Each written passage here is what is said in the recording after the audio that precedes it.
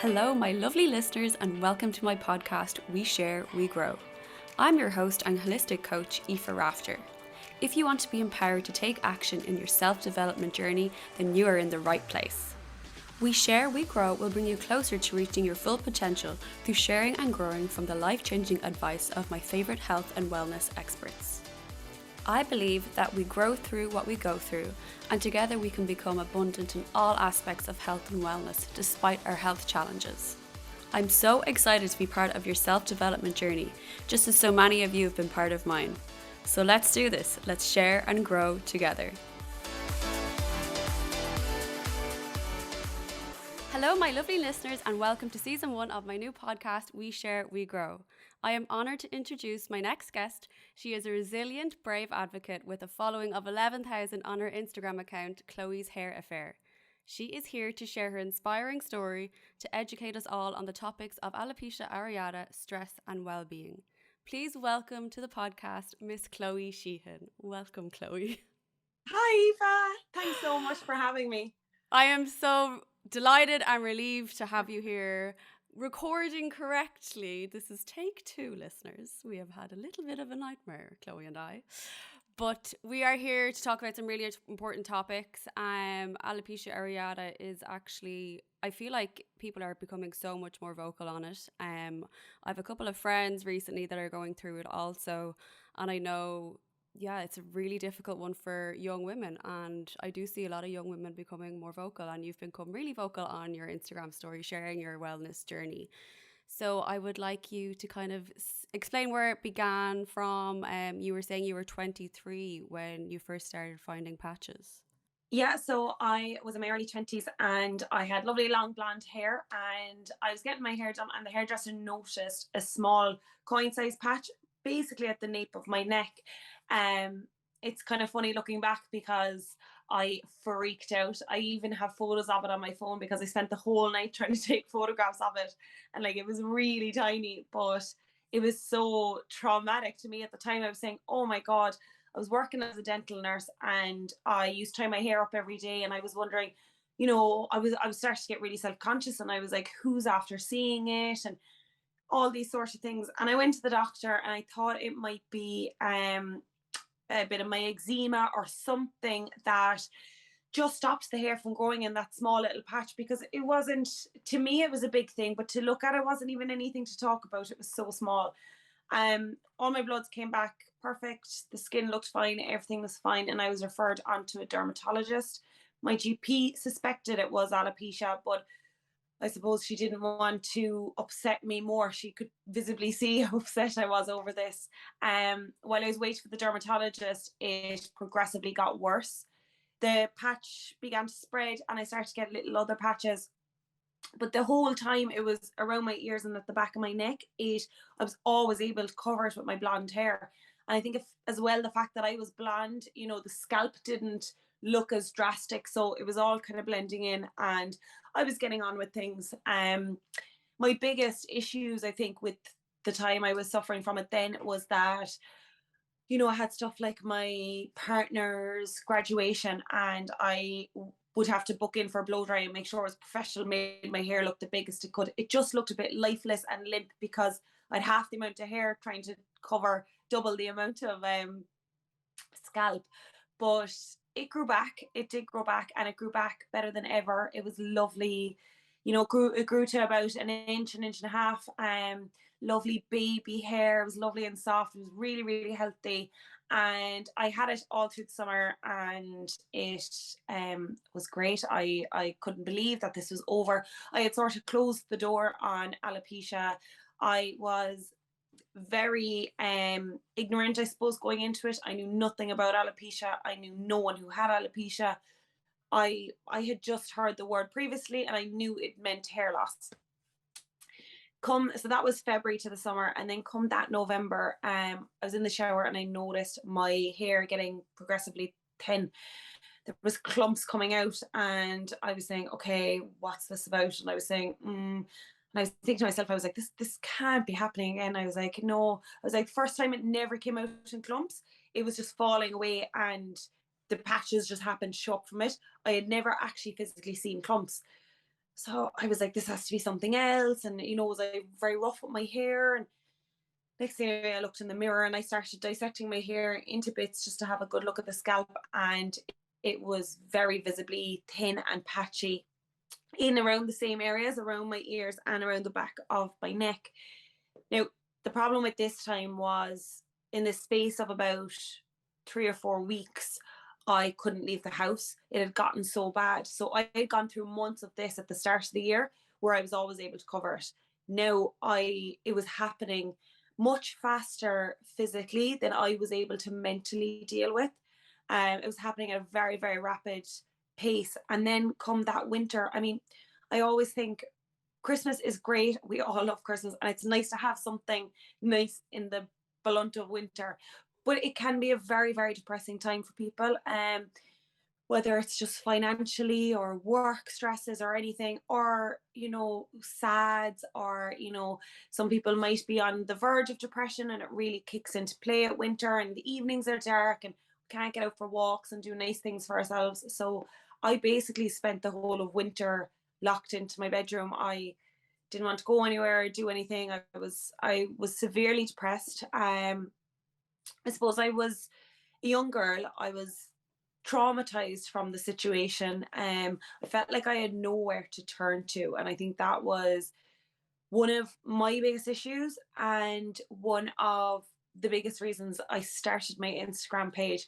But yeah, it was a really, really tough year, and like it'll be 6 years this coming February, and I still have alopecia.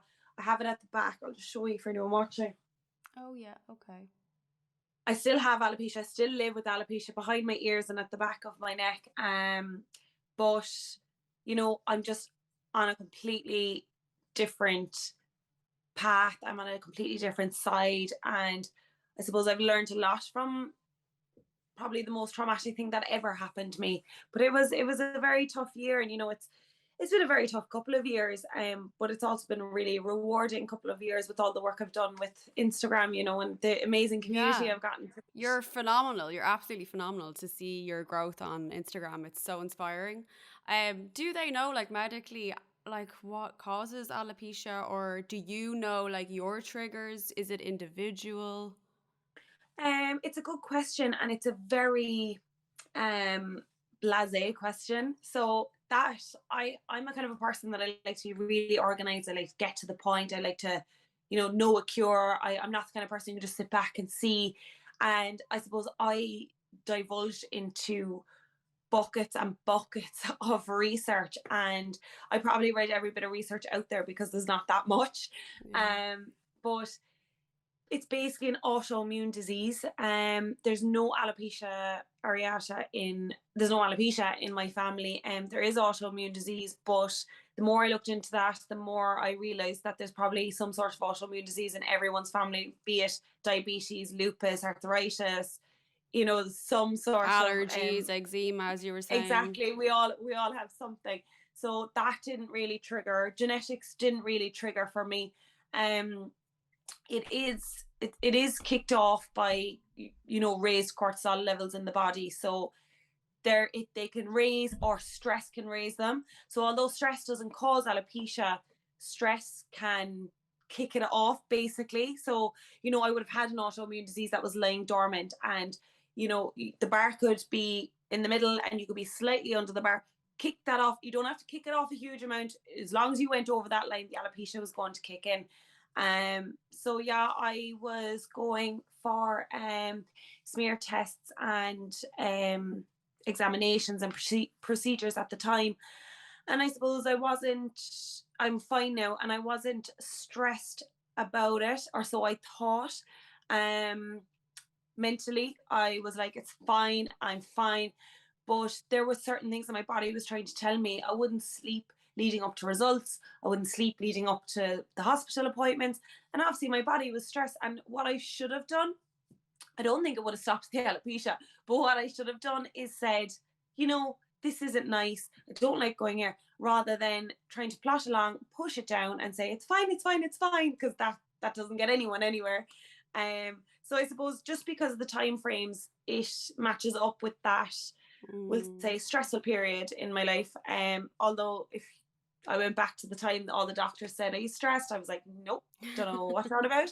But looking back, my body was actually screaming out to say, come on, it's okay. Like you can say you don't like this, you're worried, but no, I was like plodding along. It's absolutely fine. But like they do say, there is no cure for alopecia because they say there's no definite cause, and without a cause, you can't cure something. So I definitely think everyone and anyone who has it, like I have people come to me all the time and they're like, I think this caused it, I think that caused it. I think there's a lot of self-diagnosis you kind of have to do. But what actually medically really causes it for definites that you could avoid not to get alopecia is still a little bit in murky waters. That's really difficult then, I imagine, like just trying to navigate when you're diagnosed. Like that just makes the processing part of it so much harder, because it's not like it's a more of a thing that another part of, and excuse me, another element that you can't control. And when we get diagnosed with something, we already feel so much out of control, but then not actually having a cure or navigating like what helps and doesn't help, it must be so frustrating and difficult. If there's anyone kind of going through that now, is there any advice you would share with somebody? I suppose people come to me at different stages. A lot of people will come and they'll say, "I'm after finding a patch. What do I do?" What I would say, first thing to do if you found a patch and you have no idea what it is go straight to your doctor and get full blood works, because there are so many reasons for hair loss, and alopecia is just one of them. There's tons. So there's no need to jump to any conclusions. There's loads of reasons why someone would suffer from hair loss. The other thing I would say is, if like my hair has grown back to 80%. I at one point was down over 80% of the hair on my head, and I now have 80% of the hair on my Wow. head, so which is incredible. But I would say I've tried every treatment under the sun, every trial. I had a consultant from Australia, and I was getting he was shipping trial bits over to me. I had contacted one doctor in America. I had a consultant here, had dermatologist, GP. I had I had everyone and anyone involved in the medical treatment. But what I will say is, when my hair did grow back, I actually wasn't doing anything, believe it or not. I wasn't going through any treatment. All I was doing, and all I've continued to do for the last 2.5 years, is sort of say, well, I suppose, see, it's easy for me to say because I became accepting of it. So it was not growing back. And the doctors were saying to me, first of all, the pattern that it's called ophysis. I'm definitely saying that wrong. It's a Greek word for wave, I think. It's Ophasis. It's that type of alopecia areata, which has a very low regrowth rate. Also, if there's no regrowth after the first 2 years, it again brings down your chances of regrowth. So I had all the odds stacked against me. So I just kind of came up to the conclusion, like, right, I'm 3 years into this. I have that pattern. It's not going to grow back. So I started focusing on, my well-being, physically and mentally.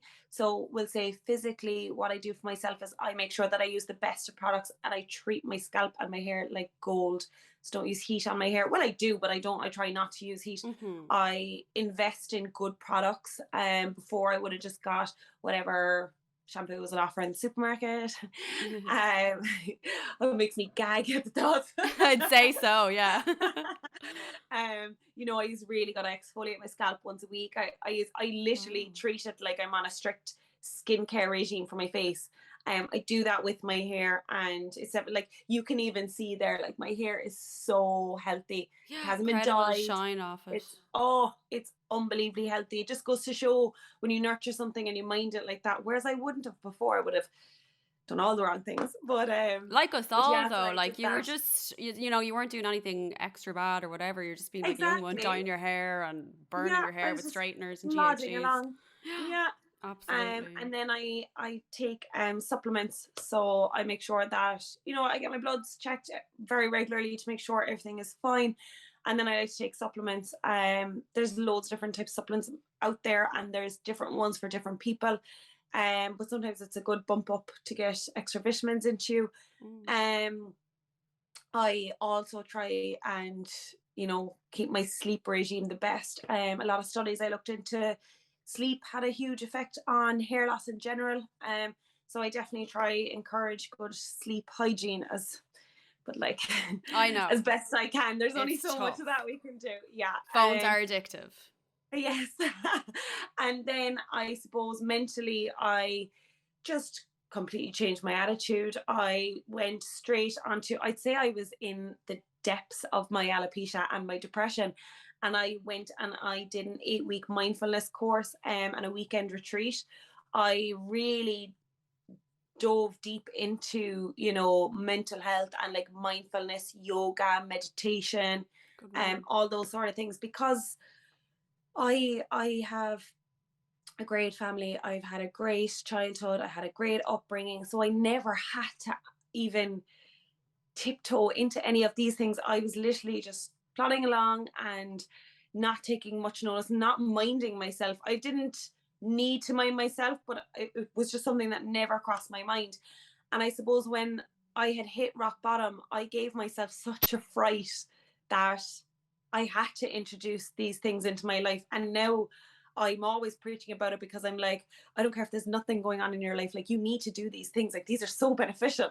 Whereas like I would have ignored that advice before, because I'm like, there's nothing wrong with me. It was until something actually happened that I was like, oh, but like it could be anything, like breathing exercises. I think they're amazing.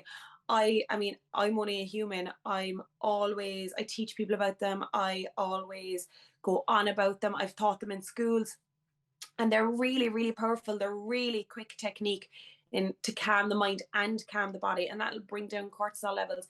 It can be for having a panic attack because all your hair is falling out, or it can be because someone in work, you know, shouted at you, or it can be because, you know, it can be someone took your parking space. It doesn't have to be stress is stress. It doesn't have to be the most, you know, outrageous thing that happened to you. We can introduce these things into our life, because I think as a year, and I think especially post COVID, I think the world we're living in right now is great, and people are doing things for themselves, and well-being and mental health is a thing. Yeah. However, I think it's an extremely stressful world we live in. I don't think my parents had this much stress on their plate, or their parents had that much stress on their plate. And you know, I don't know if it's gonna get better or get worse, but I think we need to learn to manage it, because our bodies aren't built for these huge copious amounts of stress. So I always just say to people, if I was to pick a general rule of thumb, you know, on what advice would you give, I'd always dive in with someone in DMs. So I kind of go into it deeper. But general rule of thumb is physical health and mental health. So like supplements, minding your hair, like a skincare routine, massaging your scalp, get that blood flowing constantly, silk pillowcases, like everything. And then mentally, you know, looking after yourself, yoga, looking after your gut health. I definitely say to people, you know, autoimmune diseases are really, really connected to the gut. There's different things out there like leaky gut, and your gut health is really, really important when you're looking at something like alopecia. And I always say to people, you know, if you have any stomach problems, you know, definitely, and if you're having hair loss, if you're having alopecia, definitely try to get to the bottom of the stomach issues. You know, there's great things on the market at the moment, like Alflorex and Simprove, and Yeah. there's actually actual bacteria that you can digest to put into your gut to help you. Do you know? So there's great things. It's a nice combination of minding yourself on the inside and on the outside, not for 2 weeks or 3 weeks. I'm talking like 2 years, 3 years. Like Yeah. I'm using It's a all. lifestyle change, isn't it? As well as your mindset change. Absolutely. Absolutely. I mean, you don't often, do you know what? Actually, rarely I'd see someone say, went to my hairdresser and she found a patch. She sold me these hair loss shampoos and they're not working. And I'd say, that's fine. Not one shoe fits all, do you know? And I'd say, how long are you on them? I'm on them like a solid 3 weeks now. Okay, well, you're definitely not going to see if they're working out. Do you know what I mean? Like, these things take time, and it's the same with the yoga and the meditation and the mindfulness. Yes. Although you'll get some instant benefits, it's definitely a progressive, work in progress. Absolutely. And what you were even saying earlier about like you were so well and you didn't have a traumatic life or childhood, so you didn't do those things. They're also like you're advocating them because they're a preventative healthcare also as well as keeping you well and getting the instant gratification out of them too. So that's why they're also like so important. To totally agree with everything you're saying. I know when I had the hysterectomy for the cervical cancer, my body like totally changed. Like I always was so hard on my stomach area as a girl in her 20s, like, and when I look back I'm like, Jesus, if only if only I I know. knew what I know now. But my body has like changed a lot in my, pelvic stomach area. It's a lot looser. It looks like I've had a couple of kids and I have not. So like for me, body image was a really, really difficult one to I kind of go through, as well as everything else. Did you find that as well? Because I know so many people have a completely different identity when they have their hair versus when they don't like it. That you feel more bare and nearly stripped down to your shell. Did Yeah. you go through anything like that? Oh my God. Yeah. The whole identity crisis thing was, oh, it was so traumatic. I struggled for a very long time to look in a mirror or to look at my reflection. And when I sort of was coming out of it, I was like, okay, look, I kind of got used to how I was looking, but I would forget when I go to sleep, what I looked like. And I'd wake up in the Mm. morning, then it was twice as bad as the day before. So I was changing every day and I couldn't mentally keep up with it. I was trying, but I actually couldn't. And eventually I came to somewhat terms after a few months, and I was like, okay, kind of getting used to looking at myself. And at that point, which was way too late, in my opinion, and I do say this to people, but at that point, I went and I got myself a wig because I couldn't go to work. I was locked inside the house. I had no, lifeline, and I needed a wig. And I needed a wig a lot sooner than I actually got one. But I got the wig, and I was just coming to terms with my hair loss, and the next thing I got the wig and I came home and looked in the mirror and I didn't look like myself with my hair loss. Put on the wig and then I didn't look like myself either, and I was like, oh my God. I was like, who's this third identity here now? I was like, how am I going to mentally cope with this? Oh I was like, God. I was searching for the girl in between and she was nowhere to be found. There is there is ferocious comfort in looking in the mirror and seeing yourself looking back. Like, it was so frightening that I looked in the mirror and I literally couldn't even recognize myself. I could wake up one morning and I could be missing my eyelashes. I could wake up with a patchy eyebrow. I was in Budapest with the girls and I wasn't in a wig at this point, and I was still hiding the alopecia, and I washed my face gently with a Mm. face cloth that night, and like my eyebrow came away. The whole face cloth was just full, and I was just God, that's like, awful. if your eyebrows thin or like if you overpluck them or something. But like, this was happening so fast. It was happening, every morning I woke up, I didn't know what was going to meet me in the mirror. I didn't know, was I going to have eyebrows, eyelashes, Jesus. hair, was it going to grow back? I didn't have a clue what I was going to see. So I just kind of resulted in not looking in the mirror at all. That, well, I thought that really helped me at the time. It was the only way I could cope. But looking back, I suppose it wasn't really the best thing. But yeah, it was really difficult. It was really traumatic, and like, I think any change to you physically is like, you know a little bit of your personality, because Mm-hmm. we are our personalities. If I want to, pierce my lip and pierce my eyebrows and dye my hair pink, or if I want to shave my hair to a pixie cut, or if I want to express my personality because I want to. Like, I have no doubt that if I didn't have alopecia, I would have hair as long as I could and it'd be blonde. Like, I didn't choose to have a brown bob. It's just what I have, and which I'm very grateful for. But it's not a way for me to express my personality. And hair and our looks are how we express our personalities. So I struggled big time with that. I definitely struggled, and I wasn't with my partner long. We were only together I'd say about a year or two when it started happening. So, I had an awful lot of insecurities, would he leave me? Should Yeah. he leave me? Should I leave him and set him free? It was just a really, really messy, horrible time, You just completely like wreck your own head. Like you start to believe these false narratives that you've created, and that, like he feels like he can't leave me now and he's stuck Mhm. here and he'll be the bad one if he goes. Like I totally resonate with that. And it's so hard, I think, Oh my God, in yeah. your 20s as well, because like Jesus Christ, you're still figuring out your identity. Like your 20s, Yeah. you're transforming so much every year. That's why like 23 sounds so much younger than even 25. It's not really like that in Yeah. your 30s, so far anyway. But yeah, I totally resonate with that.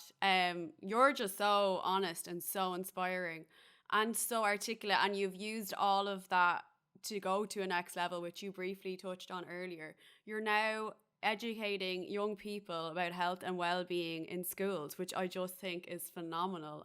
How did that start? Yeah, that's actually really cool. I actually get an awful lot of teachers getting on to me. It was my one of my cousins. How it started was one of my cousins was going into TY and actually told the transition year coordinator about me, and they were just chatting about me. And then I think it was like good few months later they were having well-being week and invited me in. And then I suppose, the word got round that this girl came in and she spoke to the students, and it just kind of set off from there. But it's so powerful to, like, I've spoken to all secondary school. I haven't been into a primary school, but from first year up to sixth year, which is a huge difference when you're first year and Yes. so all the classes up, and like it's so unbelievably powerful to educate them about alopecia and hair loss, and to give them little tips and tricks, that will help them through, like whether it be they lose their hair or they lose a parent or they lose their favorite pen, just coping mechanisms. Because I Mm-hmm. think we just don't have enough of them, and we're not brought up like that to have a load of coping mechanisms. Everything will be fine. We're pure Irish. Pull up your Um, socks. exactly. Ugh. So I think it's incredible to be able to catch them at that point. Like they're just invaluable at that age. You know what I mean? They haven't gone out to the workforce, and like, because there's a certain element of, when you get older, you get a bit stubborn in your ways. Are you listening? Will you actually take it on board? But like when they're in school, like they're just like sponges. And it was really interactive. It was really fun. Well, I thought it was fun. And I do full days in there, and I'd Wow. have class after class, and I'd be repeating the same spiel that I always repeat over and over, and showing them all the different wigs and like the messages and everything I got off the girls after. So they're all on Instagram. Loads suffered from hair loss, parents, sisters, know somebody who suffered. And I'm like, that's how bloody common it is. Like I can guarantee you, if you buy a house in an estate, like good few of your neighbors have hair loss or alopecia. Like it's so unbelievably common. And I see why it's not spoken about, because I was ashamed myself, and I was, you know, going through a very difficult time. And the last thing I wanted to do was tell people about it, because I was like, I couldn't even cope with it myself. I was like, Yeah. I don't know what to expect them to cope with it. I can't cope with it. But it was until I I kind of went out once or twice, and I just found that I was extremely uncomfortable and I was extremely on edge, because the previous time I would have seen these people, I was not in a wig. I had lovely hair. This time I'm in a wig. I was like, they know I'm in a wig, but do they know I'm in a wig, and do they know why? And it just, I couldn't deal with the uncertainty and the lack of control I had. So I was like, I was after, coming over everything at this point, and like opening up about things. And I just said, feck it. I said, like, if all I would have wanted when I was going through my alopecia is to scroll through Instagram and to see a girl with either a patch on her head, a wig, bald, something, patchy eyebrows, anything that I could relate to, because nobody could relate to me. My fiance was at the time, he still is fantastic. He still is. He's still a fiance. They're still getting Past married. tense or present tense. And like, he was brilliant when I was going through it. My parents were brilliant. Everything. But like, at the end of the day, they didn't understand. And I suppose things got so deep and dark for me, and I really, really hit rock bottom, that I felt I couldn't talk to them because I was trying to protect them. I did go to counselling, and I found that fantastic. I probably went to counselling much too late. I could have done with it earlier, but I refused to get out of the bed. I was just like, if I stay here, and it'll just won't happen. Yeah, because that's what's so hard. Like, everyone's like, and you know what? I actually knew the tools. I knew what I had to do to help myself out of the depression, but I didn't have the energy to do them, or I didn't have the energy to brush my flipping teeth in the mornings or the day, or get up at a relative hour to eat 3 meals. Like, people sometimes really don't understand how dark it can get. Like, it gets so dark. You're not sleeping, you're not washing, you're barely eating. And they're like, oh, just book a counselling session. I'm like, yeah, I know that. I do know that. But you want me to get dressed and wash and get into the car? There's 100 more steps that I can't do. Like, you know, I think that's a really important thing to highlight, because, you know, it's so much easier said than done. And that's why I think, like, you deserve to be giving yourself so much credit, because, like, you're absolutely flying. Like, it's so fantastic to see. I'm so glad that you're here and we're getting to have this conversation. Hey guys, did you know that my breathwork coaching services are officially live for you to book into? Why not expand your inner growth journey even further with me and book into my weekly workshops held every Wednesday evening, or one of my Feel It Out drop-in sessions held every Tuesday and Thursday evenings? If you are particularly struggling with something such as grief, overwhelm, self-confidence issues, motivation, chronic fatigue, or pain, book in for a free consultation before attending some of my one-to-one breathwork coaching with me. You can find out more at breathewithaoife.com. I heard you talk about recently on a different podcast about, I suppose, challenges and how you like view challenges now versus how you used to view challenges. I know I would probably used to bury my head in the sand a little bit. I had a lot of avoidance when it came to big changes or big shifts in my life. Now I feel like, and I'm sure you can resonate too, like, we have obviously learned so much from any of the little struggles and the bigger struggles that we go through. Do you feel like you've learned or feel differently if something big and challenging comes your way today versus before you had alopecia? Oh, I do, definitely. I suppose I never had to cope with things before. You know, everything was just happy, go lucky. And I suppose I love the person that I am now. I just I I appreciate myself. I love myself. I've learned to love myself. Loving yourself seems like an extremely selfish thing. It doesn't mean I put myself up on a pedestal. It just means that I appreciate little things about myself. I appreciate, you know, if I had this haircut like before, I'd be like, ugh.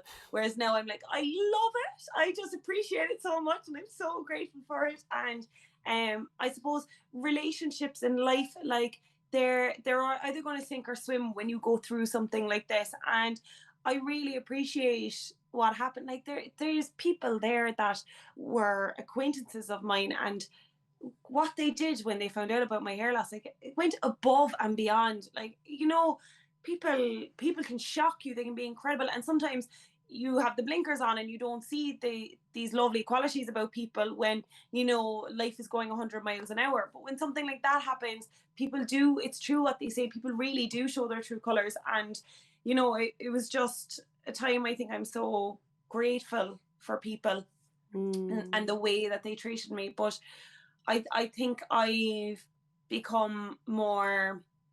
definitely become more grateful. Obviously, I say grateful one more time.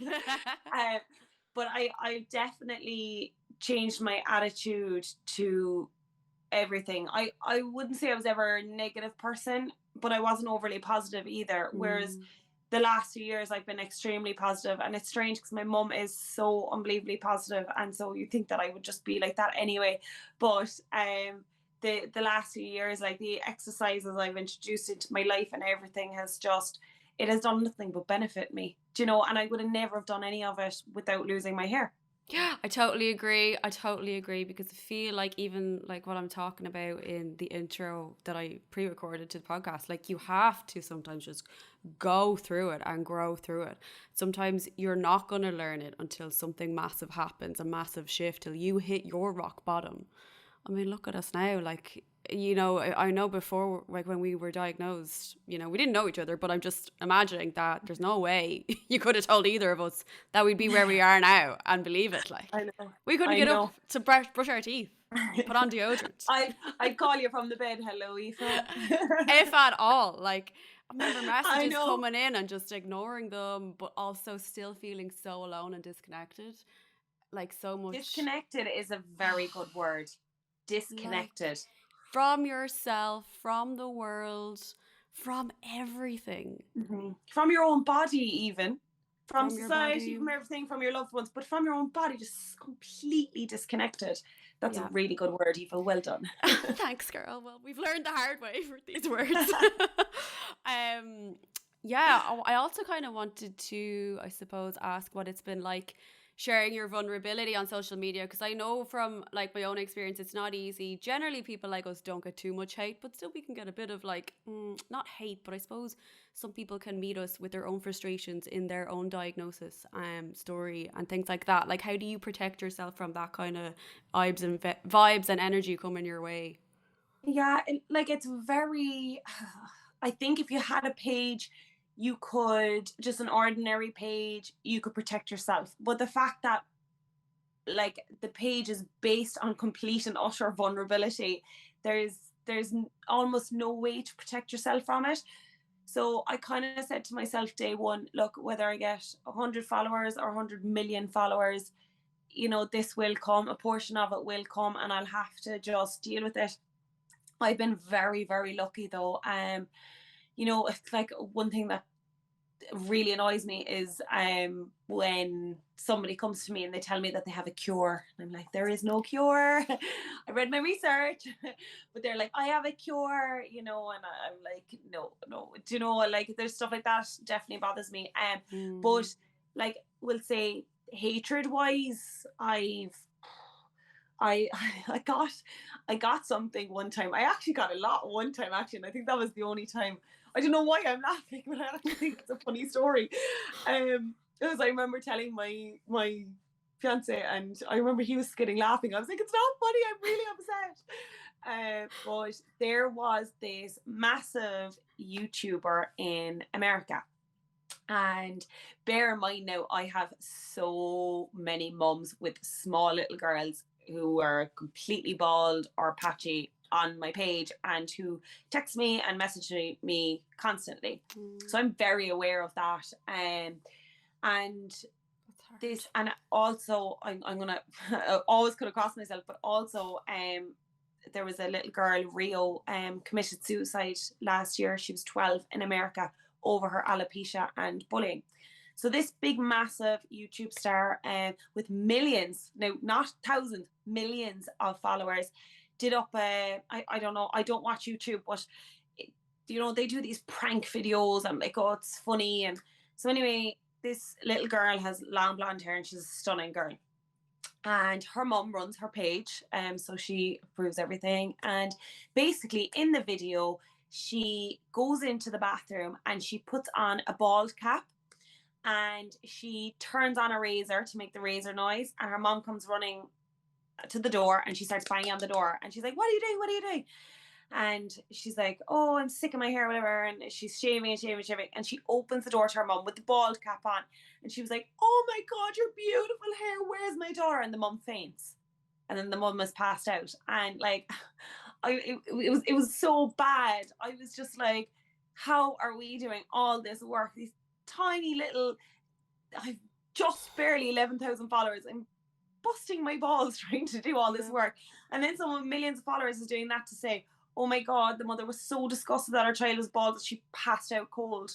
And like, you know, it was a bit triggering for me. It mightn't sound Yeah. like much for someone else, but it was a bit triggering for me because I was very conscious of all the mums and little girls that I know. And like Of Rio, course. like it just really triggered me. So I wrote under the post on Instagram and I said, look, I just said I have alopecia and I have a lot of mums and kids on here, and I just find that it's just not funny. I know people have different opinions on what's funny and what's not. I was like, I just thought I'd leave this message, because it says that the account was ran by the mum, so I know it would be the mum reading it. Yeah. If she ever read it, like, hello, millions of followers. Well, the army came after me. Oh my God. Came after me. They were all writing under like old posts. These are all now like 12 and 13-year-olds abusing me. Oh my God.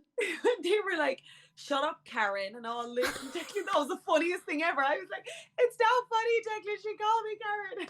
Oh my God. He was like, for fuck's sake, Chloe. He was like, they're 12 and 13-year-olds in America. He was like, if that's the stuff they like, he said, there's no hope for them. They're just stupid anyway. He was like, you can't take notice of them. But I was like, yeah, but all the children are being mean to me. Like, literally got bullied by kids. That's bleak. That's bleak hate. And I couldn't even stand up for myself. I was like, not even talking to these people now because I'd be put up for abuse or something. But Oh that was God. actually the worst that I got. After that, there was nothing ever. The only other thing, it wouldn't be abuse or hatred or anything, but it'd be people like, you know, writing to me and being like, hi, can you tell me this, that, can you tell me that, can you tell me this, can you tell me that? And I think I'm very vigilant at writing back to messages because I know how important it is. And like, I spend about 20 to 30 hours a week just in my DMs, and then maybe another 10 hours on my page, because if I don't keep things going on the page, more people won't hear about it, and you know, the person who needs to see it won't see it. But all my time is spent in my DMs. They're manic, but I know that if I wrote a DM to someone and I was in a vulnerable position, I'd want an answer. So I always try to make sure I get back. But like, sometimes I'd say to people, you know, try yoga, try meditation, and no one kind of local. It's always people who are very far away, which always makes me feel better because I feel like they're like, it's they're further away. easier. Yeah, but they be saying like, why haven't you wrote back to me, and like sending me messages and being like, tell me, no, don't want to do meditation. Next, what can I do? And like, I was like, I don't have a secret recipe. I can tell you, you know, what we can do to, like, mine is almost on a general platform where I'm like, let's see what we can do to better our lives and our wellness, while bringing my experience into it. But I'm like, hello, I'm not a doctor. I don't have a cure for alopecia. I can tell you things that may help the alopecia, looking after yourself and all this. And like, some people get so pissed off because it's not good enough for them. They're like, what tablets are you using? What treatments are you using? And I'm like, nothing, you know, and they're not getting the answer they want. Now, it's rare, but that would be the majority of, you know, the not nice messages I get. But a lot of the time as well, I think it's a bit of a language barrier, and they just want to get straight to the point. And I'm like, well, hello, lovey, how are you? Do you know? And they're like, tell me what I need to take, and they're like, exclamation mark, exclamation, and I'm like, oh, sorry. Do you know? It's not that kind of vibe. I know, and that's hard because like so many people that see you do well and see how far you've come want the quick fix, and the quick fix is medication. And you and I know that is, you know, covers some symptoms, doesn't always get to the root of the cause of the issue, and it doesn't always help long term. Whereas the long term preventative stuff is the stuff that takes work that you've spoken about, and that's hard. And I also find that when you believe that and you've learned that, it's really hard trying to advocate that, because not everyone wants to hear that, not everyone is ready to hear that, and some people still think it's all a little bit woo-woo. There's not enough research on it, which is correct, because I had Dr. Kathy Scanlon, the breathwork coach, on for episode 1, and she was a research student for like 8 years or something, and she explained like things like our holistic therapies, like the yoga, the breathwork, the meditation, the mindfulness, there's such little research done on them because research takes funding, and unfortunately those bigger corporations aren't choosing to fund that kind of research at the moment. I think there's a shift happening and there's a change happening, but so many people want the scientific background and the facts, that cold black and white facts. And at the end of the day, such therapies have existed for centuries because they've worked. they're not a new age thing. Like they exist for so long, and people come back to reflexologists and acupuncturists and breathwork coaches and the such because they know that it helps them. And I think it's just frustrating, but also like difficult. You need to know who to preach to. I've been learning the hard way, so I'm gonna have to be careful to avoid some hate in that regard. But yeah, no, it's not easy. Just before we finish up, is there any kind of other wig related advice or anything like that you wanted to give to somebody going through hair loss? Because I know wigs on their own is a whole big topic. Yeah, we do podcasts on wigs. Do you know what? I've always had a love-hate relationship with my wigs. I love them, but I hate them. Really? That's it at the end of the day. Yeah, they're very expensive. They're very hard to manage. They don't live forever. But when on the other side of it, I wouldn't have left the house without a wig. So it gave me a whole lease of life. And I'm so grateful to modern day wigs for that. So it is a love-hate relationship. But the one thing I would say to people is don't wait as long as I did to get a wig. I waited too long and I was very traumatized and depressed going into my appointment. I felt like I was giving into the alopecia by getting a wig, which was mental because the wig, it was the wig another did nothing. narrative you created and you believed. Absolutely. And it was only after I got the wig that I was like, oh my God, this is a lifeline, you know? And I always say to people, if they're like, I'm not sure if I need a wig or not, I'm like, go in, do a free consultation. You don't even have to try them on. But I was like, they're so complex. Just have a feel for them. And like, I remember when I first started wig shopping and it was like synthetic, fiber or human hair, lace front, 360 lace, full lace, wefts, what cap construction do you want, where the sides are not tabs. I was like, what? I don't know. I was like, what? Glue down, not glue down, pop. I was like, what? I couldn't do. Hand tied, not hand tied, monofilm. They are so complex. Like I am like a full-on professional hairdresser now. It's not even funny. Wow. Like before I couldn't blow dry my own hair. Now I have all these amazing products. I know how to treat every different type of wig. You know, it's just you have to become an overnight professional. You know, which is not fair. It's crap, and like it's such an expensive thing to have, alopecia. It is so expensive to have. There is a PRSI grant after coming through, and you know things are going in the right direction, but you're still dropping thousands of euros a year. Like what I spent on alopecia between consultants and appointments and wigs and everything was thousands. That's in awful. the space of 12 months. You don't need that financial stress on top of everything during on that top sort of of everything else. I just happened to be extremely lucky that my parents were helping me out. Like they were fantastic. Nothing was an issue. They're like, we'll sort it, don't worry about it. But like, even what do the people do who don't have parents that can give them a handout just like that? I mean, my alopecia came overnight. All of a sudden I needed over 2,000 euros for a wig in the space of about 4 weeks. I needed consultants appointments, back to the dermatologist, 180 euros, steroid creams, I needed good products, silk pillowcase, you know, like this is thousands of euros. And like thousands. Without my parents, I couldn't have done it. And like you'd say something if you were like, look, okay, I know in 6 months, 12 months, I'll have to spend thousands of euros. No, this was happening to me right now. It was happening right now. It wasn't going to happen in the future. You know, I had to see the doctor. I had to get everything checked out, make sure it wasn't my thyroid or my vitamin levels or, you know, like it was just so expensive. Now, the medical card does cover up to a certain amount depending on where you live in Ireland.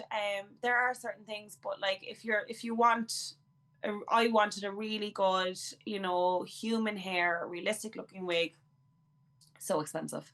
But do you know what? People are like, oh, it's a disgrace that they're so expensive. I'm like, that's because the people who are buying them, I understand. But at the end of the day, it's 100% human hair. It baffles me. Sometimes I look at them and I'm like, how do they not cost 10 grand?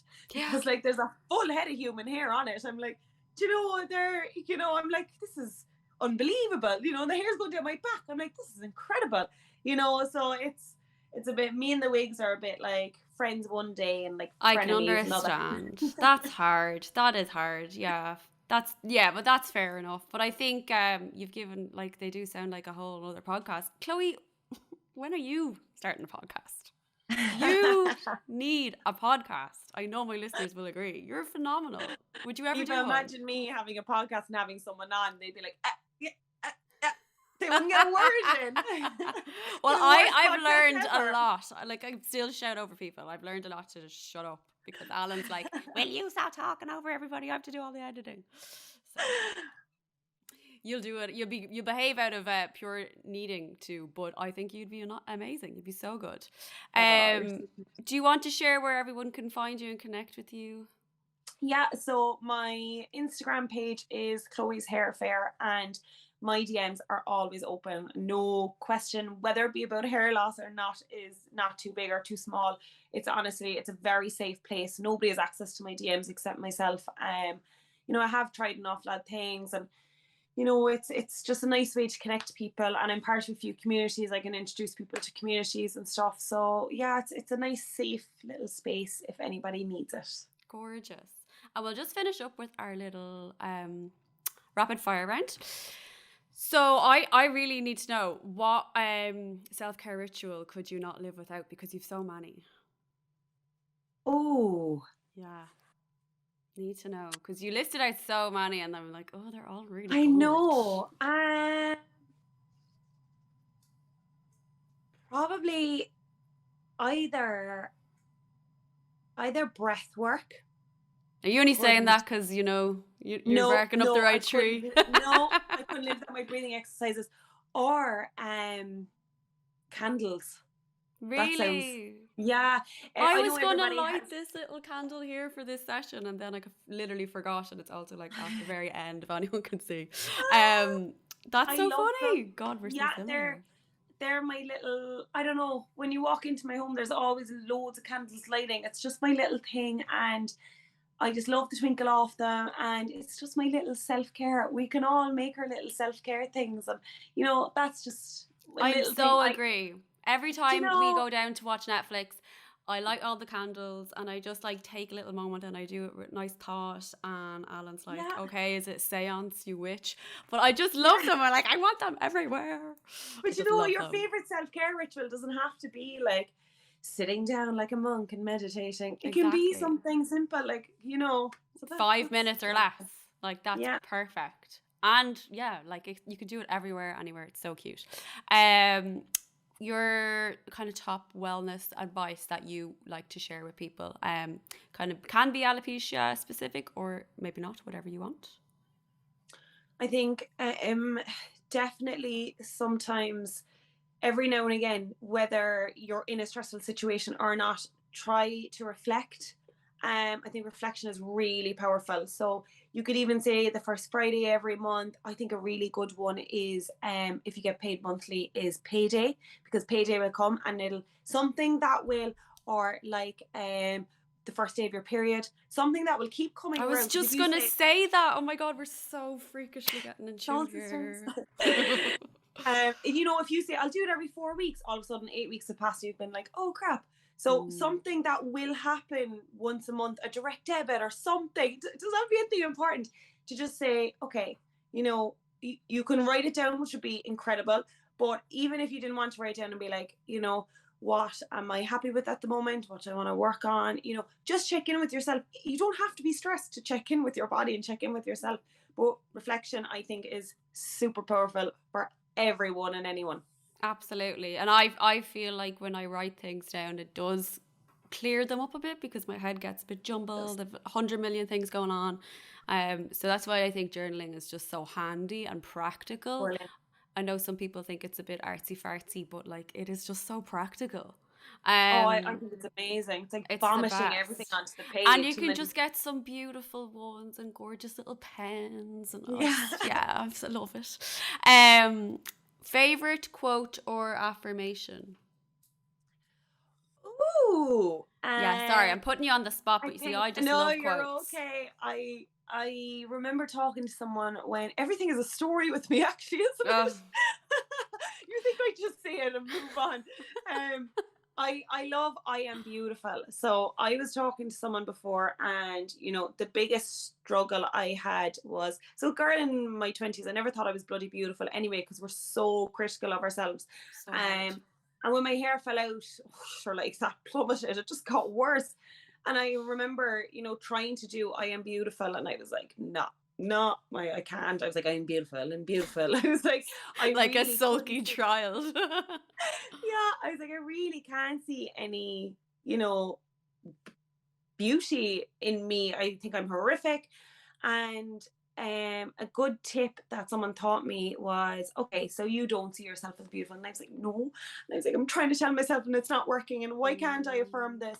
And they were like, look at yourself in the mirror, dead in the eye, so serious, and tell yourself 3 times every morning and every night. They were like, if you're struggling with an affirmation, which I was really struggling with that, you need to ramp it up. Look at yourself in the mirror. You should have seen me the first day. I was like, I'm beautiful. Oh, I was like, oh my God. But like by the end of it, I was like, I am beautiful. And I was like, little piece of hair sticking up in my head. And I was like, God, I am beautiful. Do you know, like it was really, really powerful. So I Am Beautiful is actually probably one of my favorites. Oh, Simple, that is so yet gorgeous. effective. And with a gorgeous story too. You have so many stories. I feel like you and I, if we met up, we're 2 motor mouths, especially if there's a drink involved. Oh God. Yeah, I feel like friends for life now, Chloe. You're stuck with me. Thank you so much for being here and sharing your amazing wisdom and knowledge and experience. And I just wish you all the best and all the hair growth in the world and lots of love. Thank you so much for being here. Thank you so much, Aoife. Thanks a million. You're so welcome. I hope you found this week's episode as awe-inspiring as I did. As I always say, knowledge is power, and I know you've gained an abundance of both from this episode. Thank you so much for tuning in. You can watch these episodes over on my YouTube channel, Breathe with Aoife.